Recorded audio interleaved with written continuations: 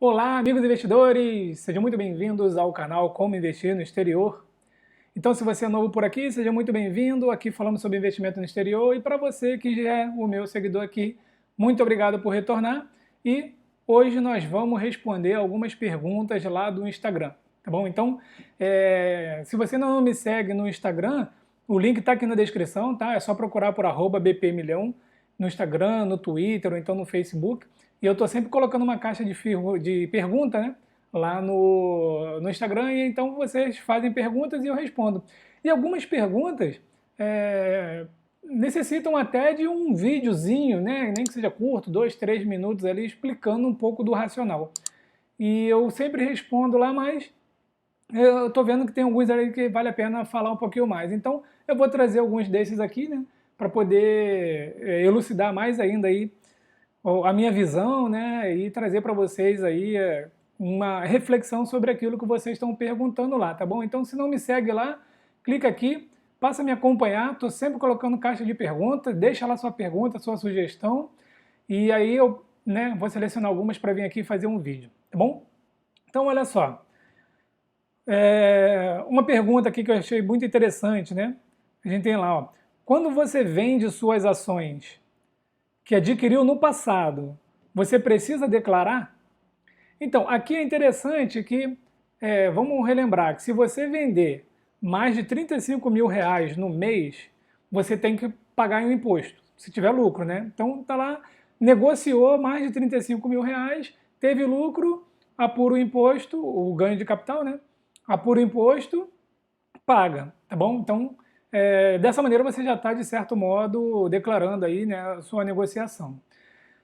Quando você vende abaixo de 35 mil reais, não há uma obrigatoriedade de você declarar todas as negociações que você está fazendo. Então você compra um ativo por 300 dólares e vende por 330 dólares, você não precisa ficar lançando, fazer todos esses lançamentos lá no, no seu imposto de renda, né? Você não precisa ficar declarando isso porque foi uma negociação abaixo do limite que dá isenção, tá bom? E aí tem duas vertentes, né? Uma eu também já cheguei a pensar no passado em ficar lançando para poder mostrar para a Receita Federal que aquele aumento de capital que eu tive, né, foi em decorrência de negociações que eu andei fazendo. Porque, vamos imaginar, 35 mil reais por mês. Digamos que você comprou ativos aí a longo prazo, esses ativos subiram e todos os meses você vai vender R$ 34.990, né? Seu patrimônio cresceu tanto em dólar quanto no ativo que você comprou. E aí o que acontece? Você tem aí mais de 400 mil reais no ano de acréscimo do seu patrimônio, né? Então você vai ter que mostrar de onde saiu mais ou menos isso daí, porque às vezes você tem 100 mil de renda anual, mas você tem, né, a sua renda comprovada, salário, seja lá o que for, mas você teve um lucro de 200 mil no ano. Então, isso vem de onde? Da valorização do dólar e vem da valorização dos ativos. Claro que para quem declara tudo certinho, todos os anos, coloca lá no final de dezembro todos os ativos que tem, fez os envios pela remessa online ou pelo seu banco, todos os envios eles estão lá registrados no Banco Central, não vai ser problema nenhum para você, tá bom? Então, não há realmente uma obrigatoriedade de você ficar declarando todas as suas negociações se estiver abaixo do limite da isenção, né? Então, eu não fico mais declarando uma a uma quando eu faço uma negociação. De vez em quando eu faço um swing trade, né, sempre abaixo de 35 mil reais. Tá bom? Então, essa aqui foi a primeira pergunta. Outra pergunta também muito interessante. Pode chover no molhado, mas vamos lá. FAANG vai entrar hoje? Isso daqui é bem interessante pelo seguinte, né? Facebook, Amazon, Apple, Netflix, Google, também tem a Tesla, tem a Microsoft, né? Tem algumas outras empresas aí. Bom, essas empresas, elas já se provaram no tempo que elas são excelentes. Elas têm caixa gigantesco e cada vez mais está trazendo mais novidade para a gente, né? Então, são empresas que, se você pensar no longo prazo, eu vou pensar para 10 anos, 15 anos, 20 anos, eu acredito que são empresas que vão continuar trazendo valor para a humanidade, de alguma maneira. Então eu acredito que elas vão crescer sim. Não numa taxa muito grande, como já foi o crescimento delas no passado, mas tende a crescer sim. É só a gente pegar a Procter Gamble, por exemplo, Colgate-Palmolive, Johnson Johnson, são empresas seculares, né? A gente tem aí a Procter Gamble há mais de 100 anos no mercado e ela continua crescendo. Então, se você pensar nas FAANG para longo prazo, mais de 10 anos, 15 anos, se você comprar um pouquinho agora, isso não vai ser ruim, né? Pelo menos na minha visão não vai ser. Mas para o momento ela está um pouco esticada. Sim, para o momento pode estar esticado, né? Você já sabe que tem um investimento de curto, médio, longo prazo. Se você for especular um pouco na bolsa, então toma cuidado, aí já não é o papel ideal, tá bom? Eu particularmente não estou comprando agora, porque existem várias outras oportunidades, né? Que eu venho trazendo vídeo para vocês e estudando outros ativos, então acaba que eu tenho o Apple, né? Já estou com 200% de lucro em Apple e outras empresas, né? Enfim. Mas eu sempre procuro alguma outra oportunidade numa empresa que eu acho que pode me dar aí um 100, 200% no médio prazo. E Apple eu não sei se vai me dar mais 100%, né? Porque a empresa de 2 trilhões, para te dar mais 100%, ela tem que virar uma empresa de 4 trilhões. Não sei se no médio prazo ela consegue esse feito aí. Então eu estou procurando algumas empresas aí que podem oferecer serviços e produtos que vai levar a gente aí a ter uma rentabilidade de 100% ou mais aí no médio prazo, tá bom? Mas FANG, né? Assim, é o 10, né? É empresa muito boa, tá? Terceira pergunta, interessantíssima, porque aconteceu um fato comigo nessa semana. Tá aqui, ó. Como mudar endereço de conta da Wells Fargo para o Brasil? Então, assim, eu já falei lá no site como investir no exterior. Tem lá 2 posts falando sobre a Wells Fargo, como que eu abri conta, como que você faz para abrir, qual é o melhor tipo de conta para gente, todas as características, tá bom? E o que acontece? Eu precisei comprar um produto de mais de US$ 2.000 no débito.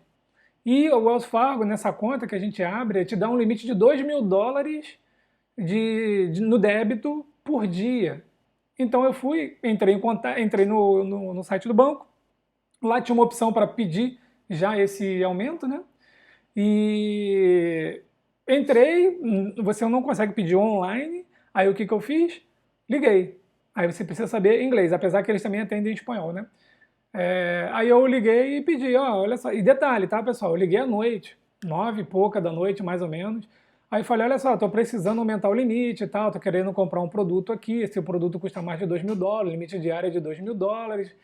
E no fim das contas, não consegui. Mas por que eu não consegui? Porque eles enviam uma mensagem de texto para o número de telefone que você tem cadastrado.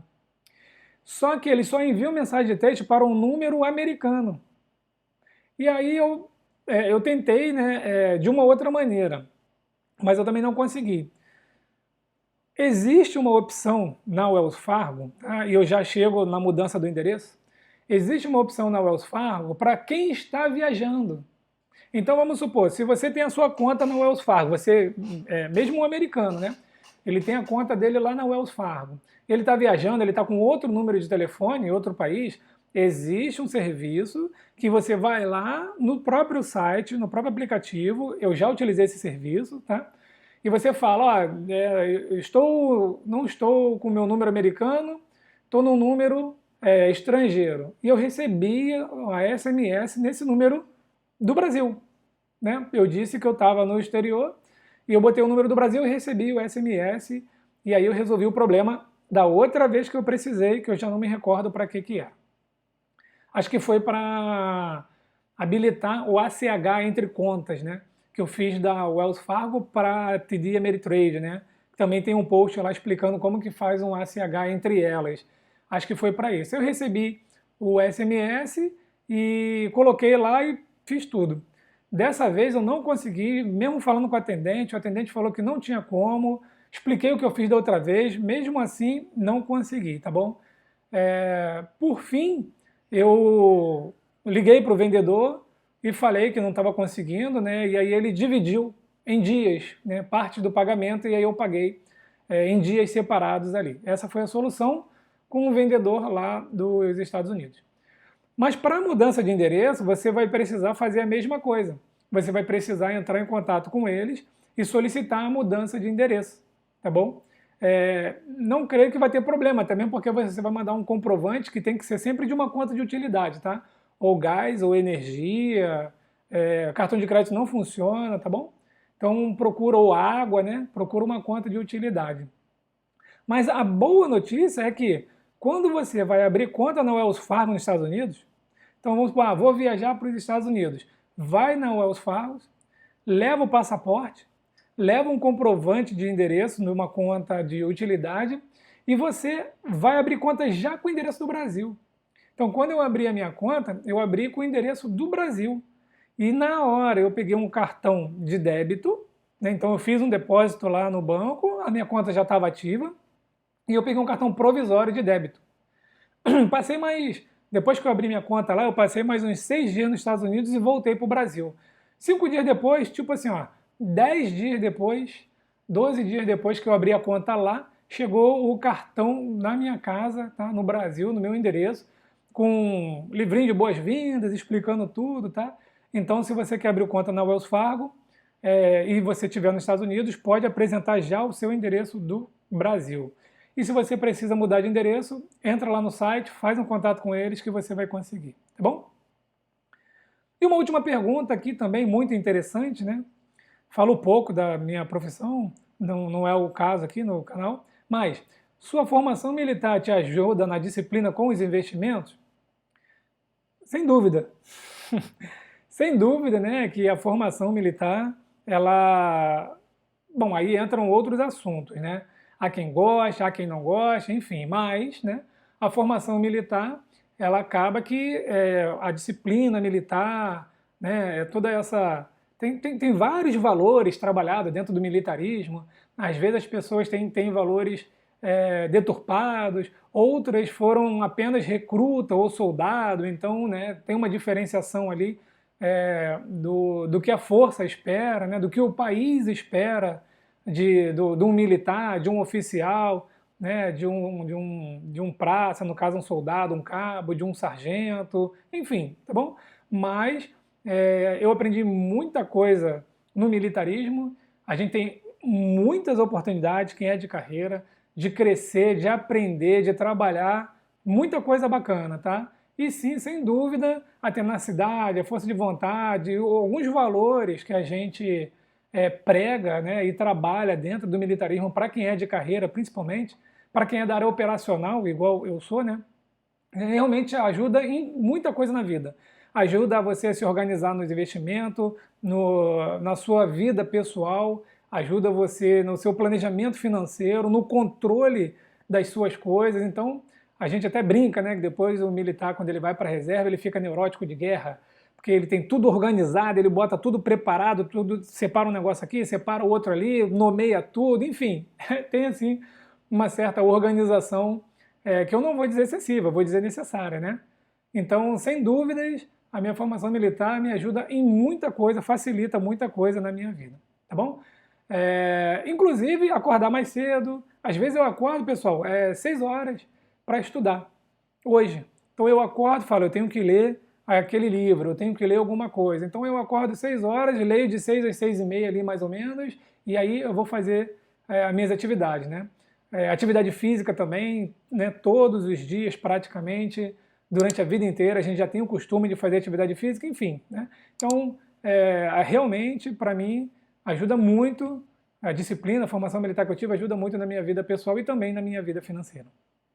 Certo, pessoal? Então, essas foram as perguntas aqui que eu selecionei bem interessantes para poder explicar um pouco mais em vídeo. E se vocês gostaram desse formato e quiserem que eu continue respondendo algumas perguntas aqui direto em vídeo para vocês, deixa aqui nos comentários. Se quiserem também pode deixar perguntas aqui no comentário, mas as caixinhas de pergunta lá do Instagram, bem bacana também para a gente poder interagir, porque algumas perguntas eu já consigo responder na hora lá e outras merecem aí sim uma atenção melhor que em vídeo. Forte abraço a todos e nos vemos então no próximo vídeo.